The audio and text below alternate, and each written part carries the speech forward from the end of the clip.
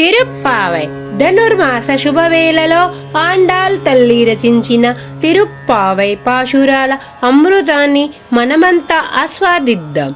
నేటి తిరుప్పావై 9వ రోజు తూమని మాడత్తు అనే 9వ పాశురం. ఈ పాశురంలో గోపికలు ఒక శ్రీకృష్ణ భక్తురాలిని నిద్రలేపుతూ భగవంతుని మహిమను గుర్తు చేస్తూ నిజమైన భక్తి ఎలా ఉండాలో బోధిస్తాయి. ఇప్పుడు తిరుప్పావై 9వ పాశురాన్ని భావంతో తెలుసుకుందాం. తూమని మాడత్తు అచ్యుతం విల్లేకరీయ తూపం కమల తుయాలనే మేల్కను ఒలరు మామనే మగలే మనకందవం తాల్ తిరవాయి మామీర్ అవలై ఎలుపిరో ఉన్ మగల్దాన్ ఉమాయో అన్రిచ్చెవిడో ఆనందలో ఏమా పరుందయులో మందిర పటాలో మామాయ మాధవన్ వైద్యుందున్ ఎండ్రెండ్రు నామము పలవు నవి నేర్లో రెంబవాయే.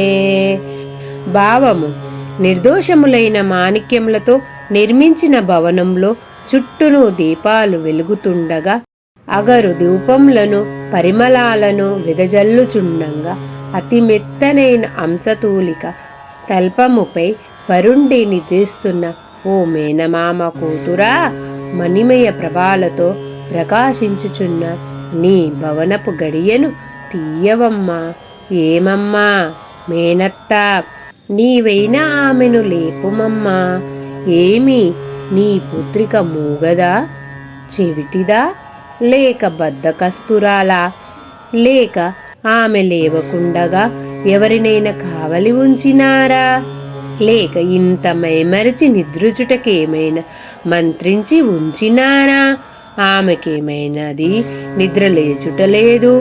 ఓ ఆచార్య గుణచేష్టితుడా, ఓ శ్రియ పతి, ఓ పరమపదవాసి అని అనేకమైన తిరునామాలను అనుసంధిస్తున్నను ఆమెకు వినబడుటలేదేమి, ఇకను లేవదేమి అని సంపదలతో తులతూగుతున్న ఒక కన్యను లేపుచున్నారు.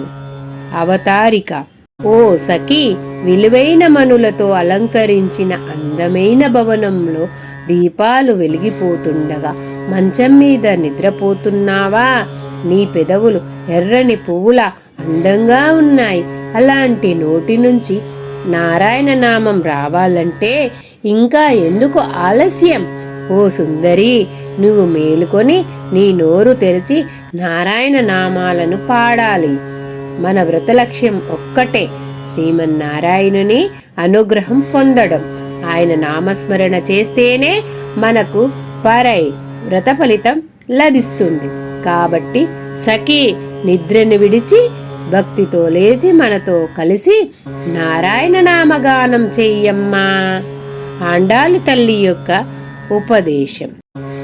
ఈ 9వ పాశురం ద్వారా ఆండాలు తల్లి మనకు చెప్పే సందేశం: సౌఖ్యం సౌందర్యం ఉన్న భగవన్నామం మరచిపోవద్దు. నిద్ర భక్తికి అడ్డంకి.